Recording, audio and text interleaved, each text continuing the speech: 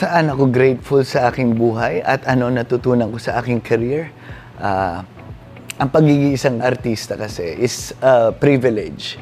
Iba-ibang circumstances, situation ng buhay ang na-experience ko at natututunan ko. So, mas lumalawak ang pag-unawa ko sa mga bagay-bagay.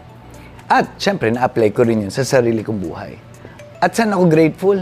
Ay syempre, sa pang-araw-araw na binibigay na buhay sa akin ng aking mahal na Panginoon. At sarap, tinutusok kasi likod ko ngayon. At katulad nito, blessed na blessed tayo. Nandito tayo sa bahay na hindi ko pa namimit yung may-ari at pinapagamit nila yung Zion massage chair nila sa akin. Na napakasarap. Here at Zion, you are loved.